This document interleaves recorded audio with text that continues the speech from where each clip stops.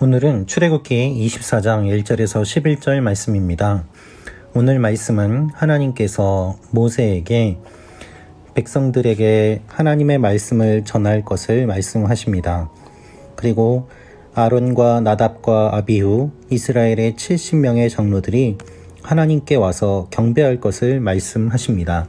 하나님께서 모세에게 말씀하셨고, 그리고 이제 그 말씀이 다른 사람들, 즉 이스라엘의 리더들에게 전하여짐으로 말미암아 하나님의 뜻이 더 많은 사람들에게, 그리고 더 깊이 전달될 것을 주님께서 말씀하고 계십니다. 오늘 하나님께서 말씀하시는 본문의 내용을 보면 중요한 내용이 기록되어 있습니다. 그것이 바로 무엇인가 하면 바로 피입니다. 언약과 피, 이것이 오늘 본문의 핵심입니다. 하나님께서는 말씀하셨고 이 말씀을 언약이라고 하시며 그것에 대한 행위로 소를 잡아 피를 뿌릴 것을 주님께서 말씀하시고 실제로 그들이 그렇게 했습니다. 오늘 1절부터 3절 말씀입니다. 그러고 나서 주께서 모세에게 말씀하셨습니다. 너와 아론과 나답과 아비후와 이스라엘의 70명의 장로들은 여호와께 올라와 멀리서 경배하여라.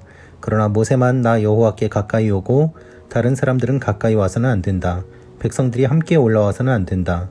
모세는 이 백성들에게 가서 여호와의 모든 말씀과 율법을 전했습니다.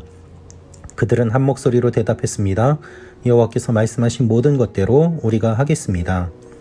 하나님께서 모세를 친밀하게 만나 주셨고 모세는 백성들에게 가서 하나님의 말씀과 율법을 전했습니다. 그리고 그들은 대답합니다. 하나님의 말씀대로 하겠습니다 라는 것입니다. 그것으로 그치지 않고 모세는 하나님께서 말씀하신 모든 것을 기록했습니다. 4절입니다. 그러자 모세는 여호와께서 말씀하신 모든 것을 기록했습니다. 모세는 다음날 아침 일찍 일어나 산자락에 제단을 쌓고 이스라엘의 12지파를 나타내는 돌기둥 12개를 세워놓았습니다. 하나님께서 말씀하신 것을 사람들이 지키겠다고 이야기를 하였습니다. 그리고 모세는 그것을 기록합니다. 마치 계약서를 작성하는 것처럼 하나님과 사람 사이의 언약을 기록하고 있는 것입니다. 그리고 그것을 더욱더 확실하게 보증하기 위해서 도장을 찍는 것처럼 어린 소를 화목제로 드리게 하였습니다. 그 율법을 듣고 지키겠다는 약속의 증표로 소를 잡았고 그 피의 절반을 가져다가 대접에 담고 남은 절반은 제단에 뿌렸습니다. 그리고 다시 한번 확인합니다. 7절입니다. 그러고 나서 모세는 언약책을 가져와 백성들에게 읽어주었습니다. 그러자 백성들은 여호와께서 말씀하신 모든 것대로 순종하겠습니다라고 대답했습니다. 또 모세는 피를 가져다가 백성들에게 뿌리며 이것은 여호와께서 이 모든 말씀에 따라 너희와 세우신 언약의 피다라고 말씀했습니다. 창세기 15장을 보면 하나님께서 아브라함과 언약하시는 내용이 기록되어 있습니다. 그때에 하나님께서는 어떻게 하셨는가 하면은 아브라함에게 새를 잡으라고 하고 그것을 둘로 쪼개어 그 가운데 하나님께서 지나가셨다라고 기록되어 있습니다. 당시에 계약은 어떻게 성립되는가 하면 두 사람이 약속을 하고 그것에 대한 증표로 어떠한 동물을 잡고 그것을 반으로 자릅니다. 그리고 그 사이를 지나갔습니다. 그것은 그 약속을 어기면 이와 같이 죽임을 당할 것이다 라는 행동을 그리고 그 상징을 의미하였습니다. 따라서 오늘 모세가 백성들에게 소의 피를 뿌린 것, 그것이 바로 하나님의 약속을 지키지 않으면 너희가 이와 같이 죽을 것이다 라는 당시에 중동 지역의 언약을 상징하는 것과 동시에 또한 생명을 걸고 하나님의 말씀을 지켜야 될 것을 의미하는 것이었습니다. 그런데 여러분, 반대로 생각해 보십시오. 약속은 일방적이지 않습니다. 하나님께서 말씀하셨고 백성들이 지키겠다고 이야기를 하였지만 사실 백성들이 하나님의 말씀을 지키겠다고 하였을 때에 하나님께서 그 약속을 지키지 않으신다면 어떻게 되겠습니까? 하나님 편에서도 어떤 의미에서는 목숨을 걸고 생명을 걸고 이들에게 주신 이 약속을 지키겠다고 하신 의지의 표현이 바로 피를 뿌리는 행위였습니다.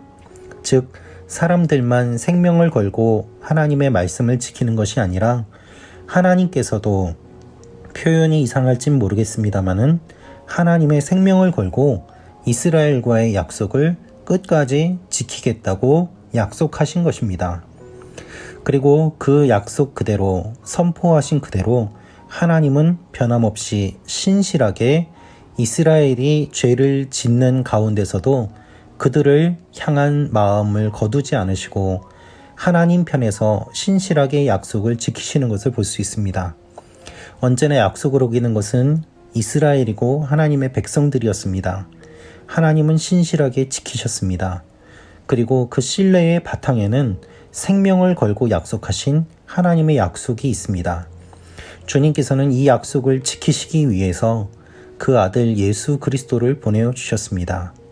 그 아들을 죽이기까지 하나님께서는 약속을 지키셨고 약속하신 그대로 이루셨습니다. 즉, 오늘 이 맹세의 언약이 아브라함 한 개인에게 이루어졌던 창세기 말씀과는 별개로 이스라엘 백성들 전체에게 이루어지는 것을 통하여서 이제는 민족을 구원하시는 하나님의 마음이 본문에 기록되어 있음을 우리는 알 수 있습니다. 이 약속을 맺은 것은 매우 중요한 의미가 있고 또한 기쁜 일이었습니다. 하나님께서는 그들의 결심과 헌신을 보시고 그들을 가까이 부르십니다. 그리고 그들과 함께 먹고 마시는 일이 일어났습니다. 이와 같은 일이 천국의 모델로 본문에 기록되어 있는 것입니다. 우리는 하나님을 만나고 함께 먹고 마실 일이 분명히 있습니다. 주어졌습니다. 하나님의 발 아래에는 하늘처럼 밝은 사파이어로 된 바닥 같은 것이 깔려 있었다고 기록되어 있습니다. 인간의 언어로는 형용할 수 없는 매우 놀랍고 화려한 것들이 하나님에게 있음을 본문은 이야기하고 있습니다. 그 위대하신 하나님께서 하나님의 생명을 걸고 우리를 사랑하고 지키겠다고 약속하셨습니다. 여러분, 이 약속이 우리에게도 주어졌음을 우리는 기억해야만 합니다. 여러분에게도 하나님의 약속이 주어졌습니다. 여러분을 지키겠다고, 목숨 걸고 이 약속을 지키겠다고 하시는 하나님의 약속, 그 약속이 주어졌기 때문에 오늘도 우리는 하나님을 믿고 나아갈 수 있는 것입니다. 하나님이 우리를 사랑하시는 사랑은 우리가 하나님을 사랑하는 사랑보다 훨씬 더 큽니다. 그래서 하나님이 먼저 목숨을 걸고 우리를 사랑하시고 우리를 구원하시고 우리에게 말씀하신 이 내용을 기억하며 우리도 우리의 생명을 걸고 하나님과의 약속을 지키기 위해서 최선을 다하며 살아가야 하는 것입니다. 그것이 찬양이고 예배입니다. 여러분은 여러분에게 주어진 하나님의 사랑을, 그 약속을 얼마나 깊이 경험하고 계십니까? 우리의 삶 가운데 어려운 일들이 일어나면 우리의 마음이 흔들리게 됩니다. 그리고 하나님을 의심하기도 하고 또한 하나님에 대한 불신이 생기기도 합니다. 그러나 기억하십시오. 계약서는 당사자들의 마음이 변한다고 해서 쉽게 바꿀 수 있는 것이 아닙니다. 하나님과 우리는 계약 관계입니다. 하나님께서 우리를 사랑하고 지켜주십니다. 우리도 하나님을 사랑하겠다고 고백하였고 그 고백에 따라서 지금까지 세례도 받고 예배도 드리고 신앙생활을 하는 것입니다. 따라서 우리의 감정이 흔들린다고 해서 우리를 구원해 주신 주님의 구원이 흔들리는 일은 없습니다. 끝까지 주님을 신실하게 바라보며 이 약속이 흔들리지 않음을 믿고 다시 한번 약속을 기억하며 우리의 중심을 잡을 수 있도록 하나님께서는 이 약속을 우리에게 주셨습니다. 오늘 거룩한 주일입니다. 하나님께 예배드리는 가운데 하나님과 친밀한 관계를 누리시고 이 하나님의 약속을 풍성히 받아 누리시는 여러분과 제가 되기를 기도합니다. 하나님께서 여러분을 사랑하십니다. 우리가 주님을 만나고 함께 먹고 마시는 그날이 반드시 있음을 기억하며 그날을 소망하며 하나님과 더욱더 친밀한 관계가 되시는 우리 말씀 참고 가족 여러분이 되시기를 기도합니다. 기도하겠습니다. 아버지 하나님, 하나님의 말씀을 우리에게 주심을 감사합니다. 우리도 주님의 말씀을 지키기로 결심합니다. 우리를 사랑하시는 하나님의 사랑을 끝까지 마음에 새기며 주님을 닮아가는 하나님의 사람들이 되게 하여 주옵소서. 예수님의 이름으로 기도합니다. 아멘.